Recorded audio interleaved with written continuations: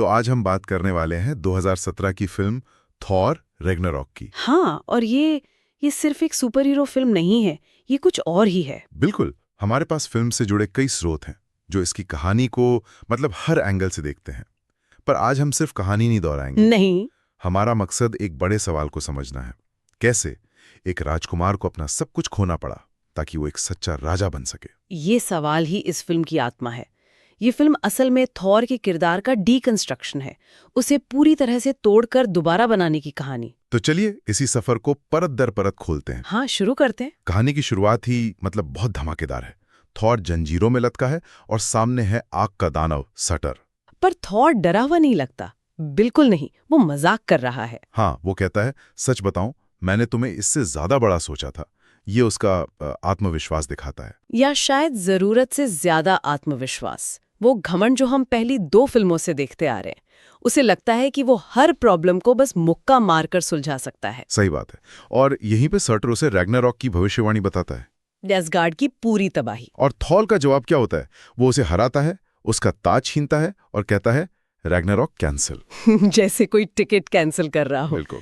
उसे सच में लगता है कि उसने नियति को अपनी ताकत से बदल दिया है। और यही उसकी सबसे बड़ी गलती थी, है ना? हाँ, क्योंकि असल धोखा तो घर पर उसका इंतजार कर रहा था।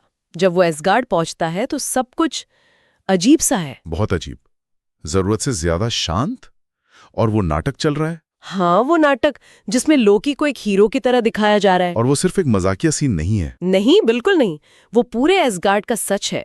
एक ऐसा राज्य जो बाहर से सुनहरा है पर अंदर से झूठ पर चल रहा है। और थॉर जब ओडिन के भेस में लॉकी का पर्दाफाश करता है तो वो सिर्फ अपने भाई का झूठ नहीं पकड़ता। हाँ। वो एसगार्ड की उस खोखली नींव पर पहली चोट करता है। और उसका वो सवाल, पापा कहाँ है, वहीं से पूरी कहानी पलट जाती है। और इसका जवाब उन्हें धरती पर ले आता है, जहां डॉक्टर स्ट्रेंज की मदद से वो ओडिन तक पहुंचते हैं। लेकिन ये वो ओडिन नहीं है जिसे हम जानते हैं।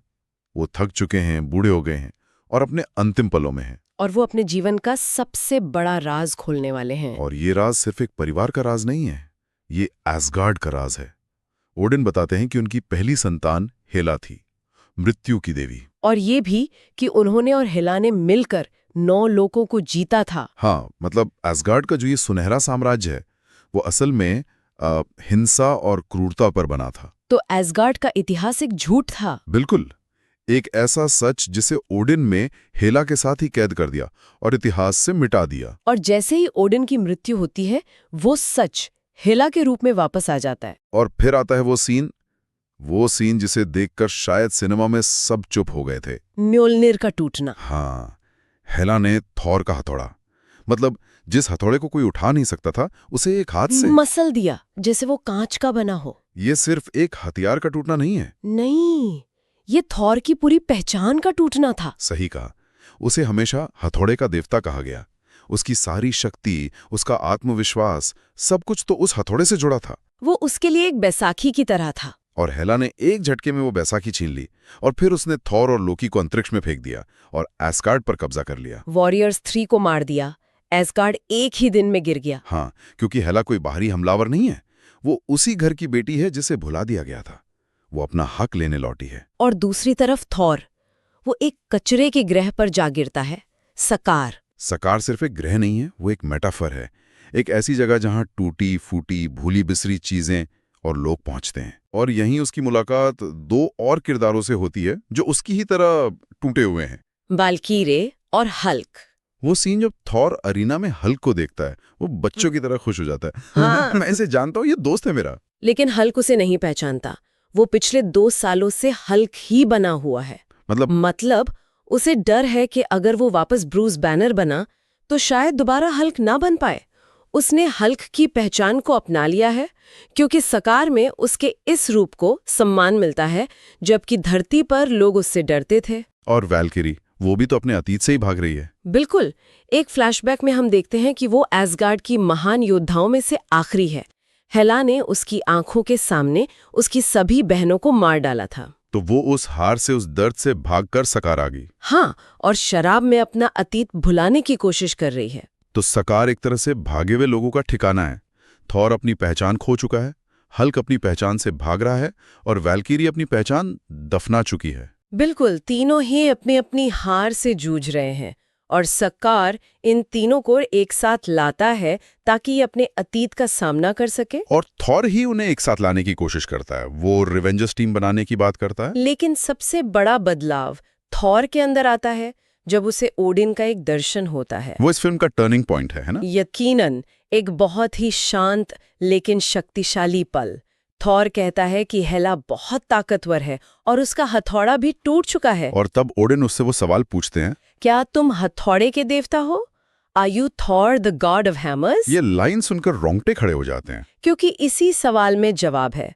ओडिन उसे याद दिलाते हैं कि हथौड़ा सिर्फ एक जरिया था, असली शक्ति तो हमेशा से उसके अंदर थी। वो बिजली का देवता है, हथौड़े का नहीं। बिल्कुल, ये सिर्फ एक पावर अप नहीं है, ये आत्मज्ञान का क्षण है। थॉर को पहली बार एहसास होता है कि उसकी कीमत किसी बाहरी चीज से नहीं है। और तभी उसकी असली शिपली जागती है। बिजली उसके शरीर से निकलने लगती है, उसकी आंखें चमक उठती हैं। और यही नई ऊर्जा लेके ये टूटी हुई टीम एसगार्ड लौटती है अंतिम युद्ध के लिए। लेकिन वहां पहुंचकर उन्हें एक और भयानक सच पता चलता है। हाँ, वो देखते हैं कि हेला को हराना लगभग नामुमकिन है।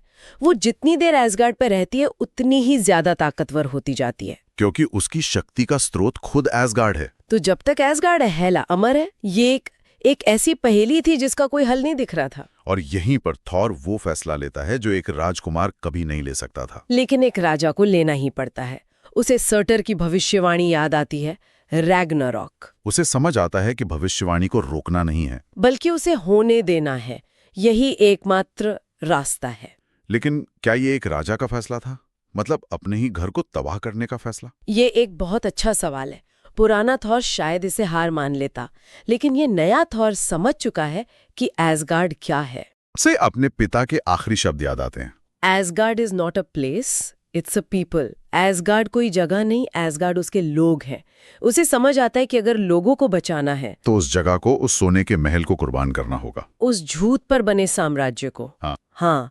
और वो लॉकी को सर्टर का मुकुट अनंत ज्वाला में डालने का आदेश देता है। और रैग्नारॉक शुरू होता है।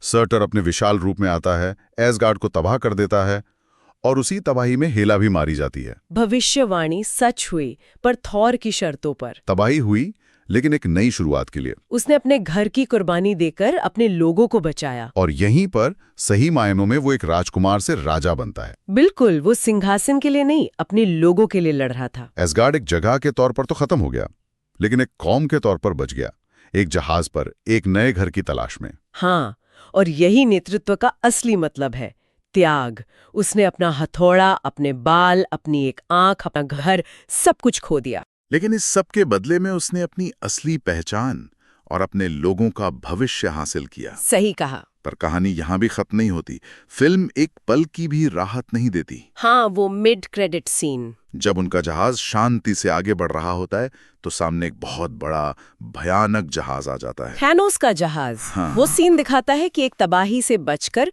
वे सीधे एक और बड़ी तबाही की ओर बढ़ रहे हैं। एवेंजर्स इन्फिनिटी वॉर की सीधी शुरुआत। हाँ, थॉर का इम्तिहान अभी खत्म नहीं हुआ है। तो थॉर रैग्नारॉक सिर्फ एक मजेदार रंगीन एक्शन फिल्म नहीं है। हाँ। ये पहचान, हानि और पुनर्जन्म की एक बहुत गहरी कहानी है। और ये दिखाती है कि कभी-कभी आपको किसी चीज को बचाने के लिए उसे पूरी तरह से नष्ट करना पड़ता है। बिल्कुल। और ये हमें एक बहुत दिलचस्प सवाल के साथ छोड़ जाती है।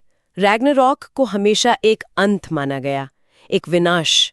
लेकिन क्या थॉर की असली क्षमता को बाहर लाने के लिए, उसे एक इम्पल्सिव राजकुमार से एक समझदार राजा बनाने के लिए उसका सब कुछ छीन लिया जाना जरूरी था? क्या महानता का जन्म हमेशा सबसे बड़ी हानि और तबाही से ही होता है?